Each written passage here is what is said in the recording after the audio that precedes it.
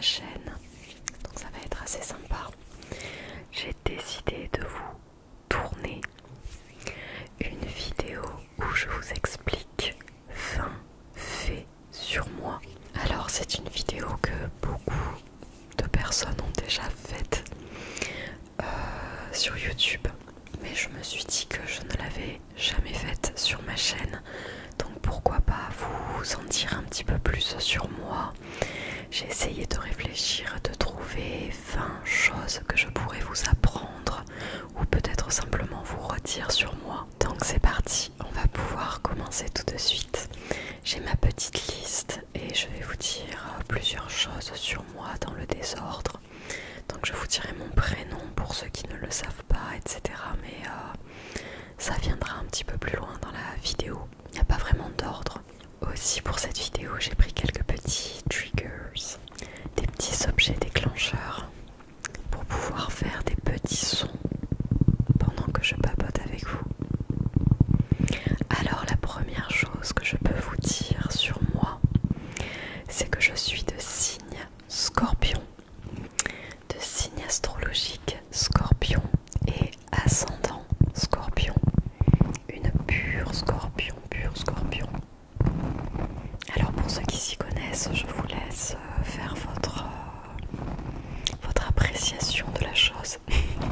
Je sais que le signe Scorpion n'a pas vraiment très bonne réputation, mais bon, que voulez-vous. Ensuite, deuxième fait, je n'ai jamais voyagé très loin de la France. Il est très rare que je sorte de la France lorsque je voyage. Pour vous dire, j'ai voyagé un petit peu en Belgique et en Espagne, donc les pays frontaliers de la France. Et la destination la plus éloignée de la France où j'ai eu la chance de voyager, c'était à Tenerife. Tenerife, il y a un an d'ailleurs, je crois. Un peu plus d'un an. Troisième fait sur moi, c'est que je déteste, je n'aime pas du tout ni le thé, ni le café. Mais ça, je vous l'avais déjà dit dans ma FAQ, qu'il était très difficile pour moi de choisir au final dans un salon de thé ou dans un café la boisson que je souhaitais. Parce qu'à part le chocolat chaud, je suis pas très fan ni du café ni du thé. Autre chose que je n'aime pas du tout et que beaucoup de personnes aiment, c'est le coca. Je déteste le coca et plus largement, je n'aime pas du tout les boissons pétillantes. Parfois je peux en boire, mais je ne prends pas vraiment de plaisir à boire des boissons pétillantes. Quelque chose d'autre à vous apprendre, je déteste et j'ai très peur au plus haut point des serpents. Si vraiment j'ai une phobie dans ce monde, c'est bien la phobie des serpents. Et je pourrais même l'étendre à pratiquement tous les reptiles. Les crocodiles me font peur, les iguanes me font peur, même les lézards me font peur. Et lorsque j'étais petite, quand j'allais chez mes grands-parents en été, la terrasse était remplie de lézards et j'en avais une peur bleue. Et comme ils habitent à la montagne, à chaque fois que je vais me promener et faire des randonnées en été, j'ai la phobie de tomber sur une vipère ou n'importe quel serpent que ce soit. Surtout que mes grands-parents me faisaient un petit peu peur parce qu'ils avaient déjà retrouvé plusieurs vipères dans le jardin. Et quand j'étais petite, pour aller faire de la balançoire qui était tout au fond du jardin, ils me disaient toujours en été de taper des pieds sur l'herbe pour éloigner les reptiles s'il y en avait. Très rassurant.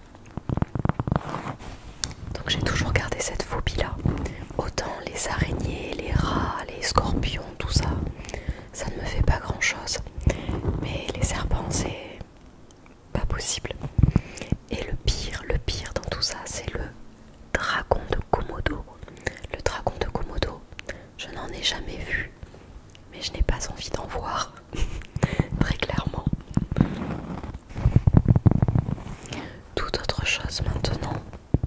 Je ne sais pas si vous le savez, mais peut-être que je vais l'apprendre pour certains. Je suis professeur des écoles. Professeur des écoles depuis maintenant 3 ans. Alors je ne suis plus toute jeune. Vous vous doutez bien que ça a été une réorientation professionnelle.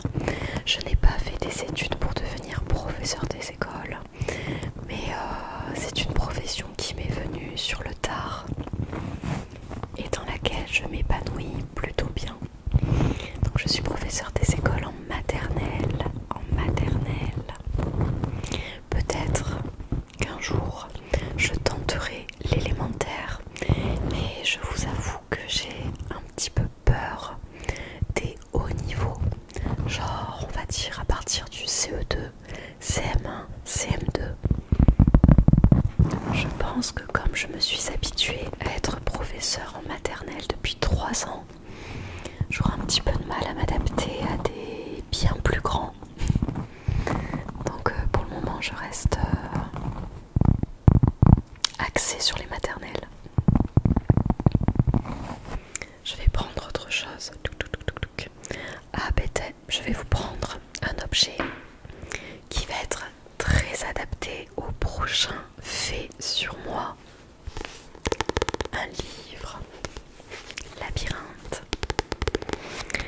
Alors il faut savoir que j'adore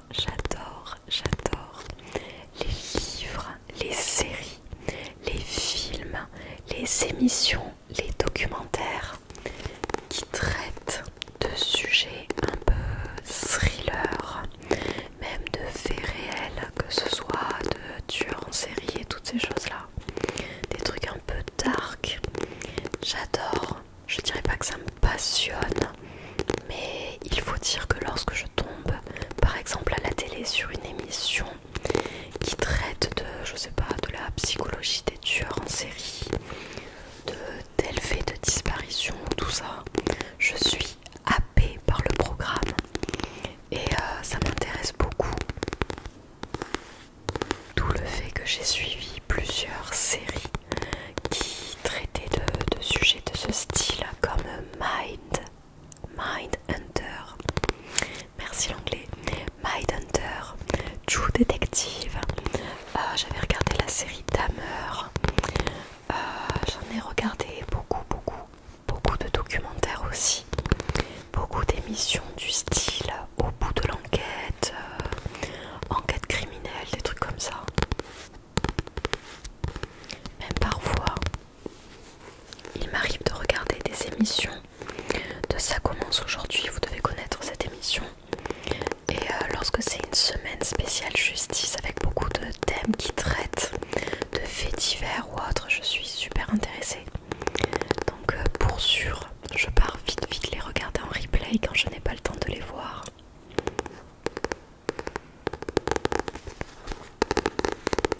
Et d'ailleurs, ce qui était drôle, c'est que lors de ma première année en tant que professeur des écoles, j'étais dans une école où il y avait une agent technique.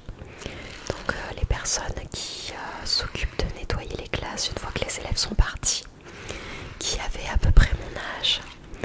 Et lorsqu'elle nettoyait, qu'elle faisait le ménage, elle gardait ses écouteurs dans les oreilles et elle mettait à charger son téléphone portable sur mon bureau. Donc je voyais ce qu'elle écoutait et à chaque fois elle écoutait de nouvelles affaires criminelles, de trucs et tout ça. Et du coup j'étais allée la voir et je lui avais dit: ah mais toi aussi tu regardes ce style de truc. Et elle en était super fan. Donc on venait à discuter de ça après les journées d'école, quand j'étais en train de ranger mes affaires et qu'elle était en train de nettoyer la classe. Je regrette un petit peu de ne plus être dans cette école parce qu'on s'entendait super bien.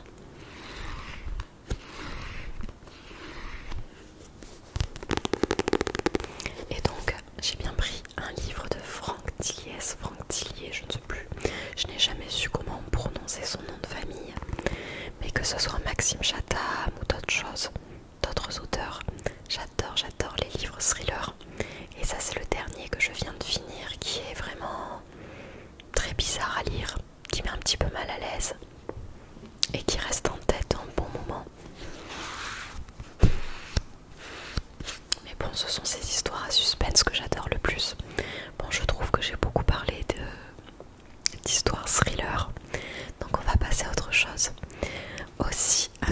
sur moi, c'est que je n'ai aucun tatouage. Aucun tatouage et aucun piercing, à part les boucles d'oreilles, les piercings aux oreilles vraiment classiques. Mais je n'ai qu'un trou sur chacune de mes oreilles et aucun tatouage. Jamais, jamais de tatouage. Et je ne compte pas en faire non plus. Ensuite, autre chose, je n'ai jamais, jamais, jamais, jamais, jamais, jamais fumé de ma vie. Je n'ai jamais fumé. Pourtant, lorsque j'étais adolescente, je traînais avec ma bande d'ados, quoi, ma bande d'amis, dont il y avait plusieurs fumeurs. On m'a déjà proposé d'essayer, mais je n'ai jamais essayé. Et donc je n'ai jamais fumé. Autre chose maintenant sur moi, je vais enfin vous dire mon prénom, même s'il y en a pas mal qui doivent déjà le savoir. Je m'appelle Marie. Marie. Un nom assez classique. Même si vous pensiez, pour la plupart, quand j'avais posé la question, que je m'appelais Camille ou quelque chose de ce style, pas du tout. Mon prénom c'est bien Marie. Ensuite, un autre fait sur moi. Il faut savoir que je suis très proche de ma famille.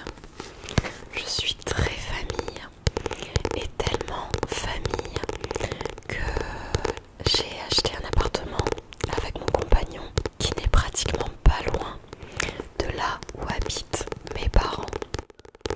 J'ai toujours le besoin de les avoir proches de moi, mes parents et ma soeur. Et je les vois très régulièrement, tellement régulièrement que l'on s'organise plusieurs repas dans la semaine où on se retrouve. Donc je les vois très régulièrement. Et même ce soir d'ailleurs, ils viennent manger chez moi. Et justement, un autre fait que je n'avais pas noté sur ma petite feuille, mais j'ai toujours vécu dans la même ville depuis que je suis petite. Nous n'avons jamais déménagé et j'ai tout fait dans la même ville. J'ai grandi, évolué, suivi ma scolarité, passé le bac, j'ai fait mes études supérieures, tout ça dans la même ville. Dans la même ville. Et maintenant, eh bien, j'ai acheté mon appartement et j'ai mon travail toujours dans la ville où je suis née. Mais ça a surtout à voir avec le fait que j'ai énormément de mal à m'éloigner de mes proches, de ma famille, de mes amis d'enfance. Et j'ai un peu de mal tout court à m'éloigner de mon cocon dans lequel j'ai eu l'habitude de grandir, d'évoluer. Et c'est ce qui rejoint un petit peu le fait que je ne sois jamais partie très loin pour voyager, parce que j'ai une peur bleue des endroits que je ne connais pas. Voilà, une grande angoissée de la vie. Autre chose sur moi, j'adore le chocolat. Je suis fan de chocolat et surtout de chocolat noir. J'adore toutes les pâtisseries, les biscuits, les gâteaux au chocolat.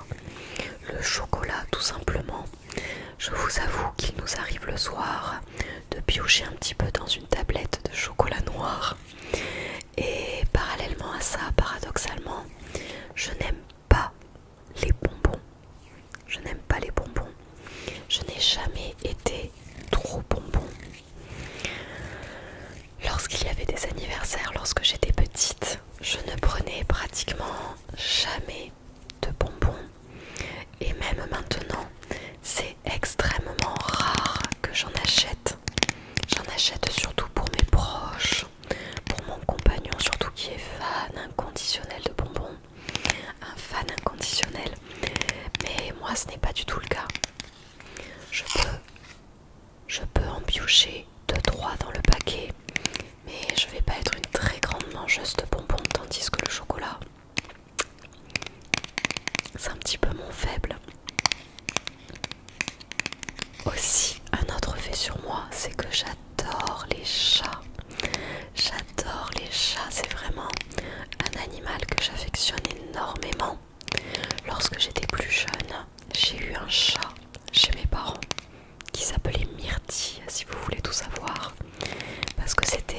chat de couleur bleu russe, style bleu russe. Donc il avait la couleur d'une myrtille, donc on l'a appelé myrtille, tout simplement. Et actuellement, on est en grosse discussion avec mon copain pour savoir si on prend un chat. Alors si je m'écoutais moi, je prendrais 2-3 chats chez moi et je vivrais qu'avec des chats. Mais le fait est que comme nous avons un appartement qui certes est assez grand, qui a un petit extérieur avec un balcon, une véranda, tout ça, mais comme je suis en appartement, j'ai beaucoup de mal à me projeter avec un chat. Alors je sais que beaucoup de gens ont des chats en appartement, mais ça me rend un petit peu triste, je vous avoue, de me dire qu'il ne pourra pas aller flâner, errer dehors, se balader. Donc je sais pas, c'est ce qui nous freine énormément avec mon copain pour en prendre un. On s'était pourtant renseigné auprès d'associations dans notre ville, d'associations qui s'occupent de chats, de chatons, qui leur ont été confiés ou qu'ils ont retrouvés dans la rue, tout ça. Donc on voulait adopter un chat, mais on est un petit peu dubitatif. C'est pas vraiment question budget parce qu'on peut se le permettre d'avoir un chat et d'assumer un chat. C'est pas vraiment non plus question de déplacement, de laisser le chat parce que comme je vous disais, j'habite juste à côté de ma famille. Donc je pense qu'il n'y aurait pas de souci de ce côté-là. Ils pourraient passer le nourrir ou je pourrais leur confier. Et il faut dire qu'on ne s'absente pas très souvent ou alors uniquement un week-end ou deux par là. Mais c'est vraiment cette question de l'appartement qui me pose question justement. Qui me pose problème. Dites-moi d'ailleurs dans les commentaires si vous avez un chat ou si vous avez eu un chat en appartement et comment ça s'est passé. Est-ce qu'il ne s'est pas trop ennuyé? Je sais pas du tout. En fait ça ne m'est jamais arrivé, ni à lui ni à moi d'ailleurs. On a toujours eu des chats, mais lorsqu'on avait une petite maison avec jardin chez nos parents. Donc en appartement ça ne nous est jamais arrivé. Autre chose, je suis un petit peu maniaque du ménage. J'ai beaucoup de mal à me contenir pour ne pas faire le ménage au moins 2 voire 3 fois dans la semaine. Après, il y a des choses chez nous qui ne m'arrangent pas. Nous avons un parquet clair avec un séjour qui est très lumineux. Donc dès qu'il y a des miettes, de la poussière ou autre sur les meubles ou sur le sol, c'est très visible. Aussi, l'appartement que nous avons acheté a un carrelage blanc dans la cuisine. Donc ce n'est pas une cuisine que nous avons choisie. Il faut d'ailleurs qu'on la refasse, on ne l'a toujours pas refaite. Mais le carrelage blanc, comment vous dire que dans une cuisine c'est tout sauf une bonne idée. Parce qu'à chaque fois avec des éclaboussures d'eau, de la poussière et tout, il y a toujours des saletés. Et je me retrouve toujours à passer l'aspirateur ou la serpillière. Pareil, lorsque je cuisine, je suis toujours après en train de faire toute la vaisselle pour que tout soit fait, tout nettoyé, que le plan de travail soit nickel chrome. Parfois je passe aussi un coup sur la plaque avec les feux pour la cuisson. Je suis toujours en train de passer mes chiffons et mes éponges un petit peu partout. Donc je suis assez maniaque sur ça. Et j'essaye vraiment de me contenir quand je vois par exemple des gens chez moi, que ce soit des amis ou même mon copain, qui grignote des trucs et qui a laissé toutes les miettes sur la table et tout, ça me... Je prends sur moi, je vous le dis. Après je suis pas vraiment embêtante là-dessus.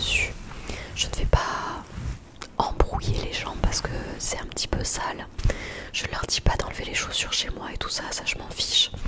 Mais je sais qu'intérieurement ça va me travailler et que une fois que tout le monde sera parti, je vais passer l'aspirateur et tout ça quoi. Et d'ailleurs, nous avions organisé dans notre précédent appartement une soirée. Et une fois que tout le monde était parti vers 2-3 heures du matin, je me suis retrouvée à passer le balai et l'aspirateur. Je pense que mes voisins ont dû me maudire ce soir-là, cette nuit-là. Mais ça a été très compliqué de laisser la vaisselle et tout ça. Il fallait absolument que tout soit nickel chrome avant que j'aille me coucher. Une dingue, je vous dis, une dingue. Une autre chose que je vais peut-être vous apprendre, qui ne se voit peut-être pas dans mes vidéos, mais je suis quelqu'un de très introverti. Alors pas quelqu'un de timide, s'il faut aller parler à des gens, il n'y a aucun souci. Mais je suis quelqu'un de très introverti avec les gens que je connais peu, ou voire pas du tout. C'est-à-dire que lors de soirées ou lors de réunions de famille par exemple, même si ça fait très longtemps que ça ne m'est pas arrivé, je vais être plutôt du style à écouter, à poser des questions, me renseigner sur les gens, mais je vais très très peu parler de moi, je vais très très peu me mettre en avant. Moi qui suis une personne paradoxalement très pipelette avec mes proches, avec mon copain, avec ma famille, avec mes amis très proches. Je suis très pipelette, je suis très solaire à vouloir danser, chanter, s'il y a un petit peu de musique, tout ça. Mais dès que je me retrouve avec des gens que je ne connais pas bien, c'est silence radio. Je suis vraiment la petite plante de la soirée qui est juste là pour faire connaissance avec les gens, mais qui ne parlera pratiquement pas d'elle. Si on me pose pas de questions, les gens ne sauront pratiquement rien sur moi quoi. Mais par contre, lorsque j'étais petite, j'étais très très timide, beaucoup de mal à aller vers les gens, et j'avais besoin d'un petit temps d'adaptation avant de me lâcher. J'en ai encore besoin d'ailleurs, d'un petit temps d'adaptation avant de me lâcher comme je suis dans la vie de tous les jours avec mes proches. Ensuite, un autre fait sur moi, c'est que je déteste me lever tard. Je déteste me lever tard. Alors je ne me lève pas non plus à 5h du mat, mais je me lève déjà très tôt en semaine, avant 6h30 ou vers 6h30 par là. Et en week-end, je me réveille la plupart du temps je me réveille et je me lève la plupart du temps avant 8h30 ou à 8h30. Mais avant 9h, ça c'est sûr et certain. À moins qu'on ait fait la fête la veille, ou que je sois très fatiguée ou peut-être malade. Mais sinon, avant 8h30, je suis levée tout le temps. Et mon copain aussi, voire lui, plutôt même parfois. Que voulez-vous?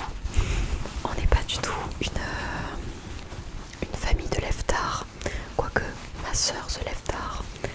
Mais mon père se lève très tôt, je me lève et je me suis toujours levée tôt.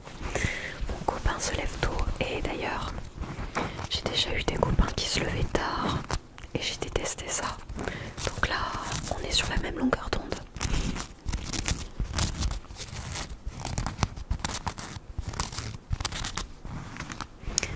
Ensuite, il faut savoir que je suis quelqu'un de très ponctuel, voire même que j'arrive avant l'heure qui était dite à la base. Lorsque j'ai un rendez-vous, lorsque je vais travailler, lorsque je dois voir des amis, je suis très souvent un petit peu en avance, ou alors vraiment présente à l'heure pile poil. Et il m'est arrivé du coup à plusieurs reprises de devoir attendre mes amis, surtout que j'ai une copine qui est très souvent en retard, donc elle m'a déjà fait le coup d'arriver une demi-heure, 3/4 d'heure au restaurant après l'heure où on avait réservé notre table. Donc autant vous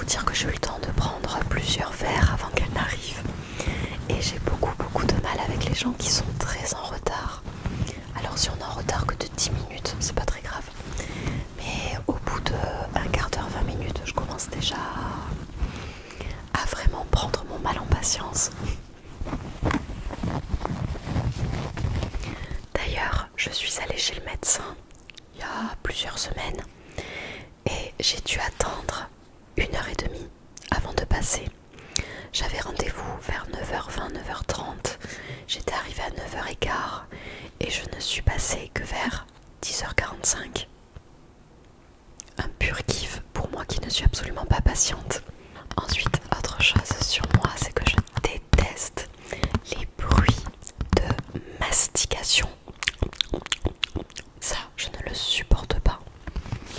Je ne supporte pas déjà les personnes qui mangent la bouche ouverte.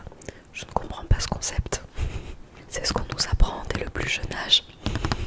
Donc je déteste les personnes qui mangent la bouche ouverte ou qui font beaucoup de bruit avec leurs dents. Vous savez, comme ça. Lorsqu'ils mangent, je ne supporte pas ça.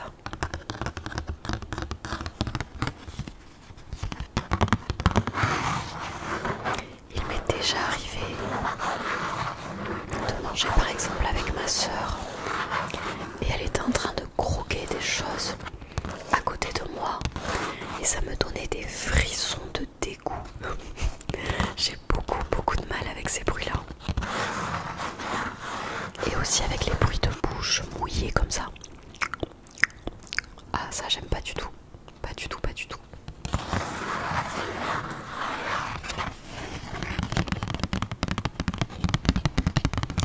Aussi, j'adore le shopping. Je pourrais en faire un passe-temps régulier, sauf que le budget reste limité. Le budget ne suivrait pas, mais j'adore la décoration, j'adore la mode, j'adore les baskets, j'adore oui, les vêtements, même le maquillage. Je regarde très régulièrement les nouvelles collections de mode. Je regarde souvent les palettes de maquillage, les dernières baskets à la mode. Alors ça ne veut pas dire que je vais acheter tout et n'importe quoi. Mais par contre, je passe beaucoup de temps et je passe beaucoup de plaisir à faire les magasins, à fouiner des petits objets déco, des vêtements que j'aurais vus sur internet. J'adore ça, j'adore. Mais comme je n'ai pas trop le temps, en ce moment j'ai fait beaucoup de commandes de vêtements, de chaussures. Je vous les avais déjà montrés d'ailleurs. Mais bon, à chaque fois je retombe dedans. J'arrête d'acheter pendant quelques jours, voire une semaine ou deux. Et après, hop, c'est reparti pour une grosse session shopping.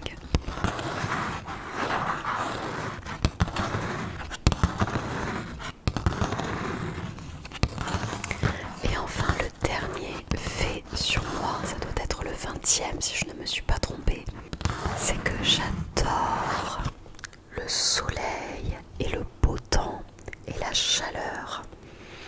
Autant vous dire que je suis une fan de la saison estivale, de l'été. J'adore le soleil, les journées ensoleillées, même en hiver. Et pour vous dire à quel point c'est important pour moi, le matin quand je me lève et que je lève tous les volets chez moi, si je vois qu'il fait gris ou qu'il pleut, ça me mine le moral dès le début de la journée. Je suis d'humeur morose. Je sais que je vais passer une mauvaise journée d'avance parce que j'ai beaucoup de mal avec le mauvais temps, avec le froid, avec le vent, avec la pluie. Tandis que lorsque je lève mes volets, que je vois les rayons du soleil, directement, je suis super contente de me lever et je pars pour faire ma journée du bon pied. Et j'adore le soleil puisque j'ai pris pour habitude, mauvaise habitude d'ailleurs, d'aller me faire bronzer au soleil, même quand c'est l'hiver, lorsque j'ai le temps, que j'ai une terrasse ou que je suis chez quelqu'un qui le permet, où il y a du soleil, je vais toujours lézarder au soleil. Et en été, j'ai la chance d'avoir dans ma famille une seconde résidence au Pays Basque. Donc depuis que je suis bébé,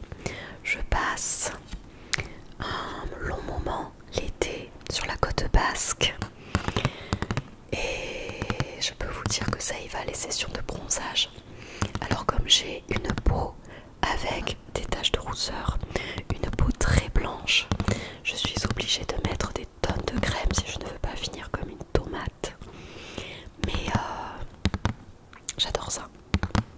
Et je bronze. Je peux passer des heures et des heures à rester au soleil à bronzer.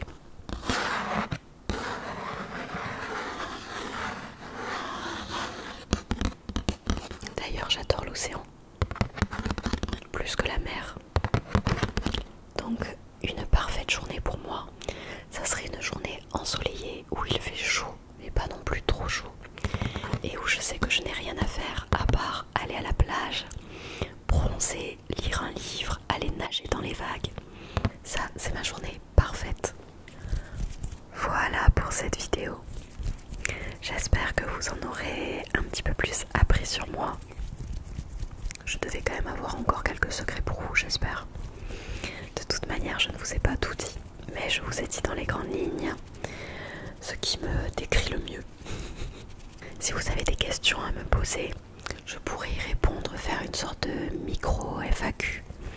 S'il y a d'autres questions que vous souhaitez me poser.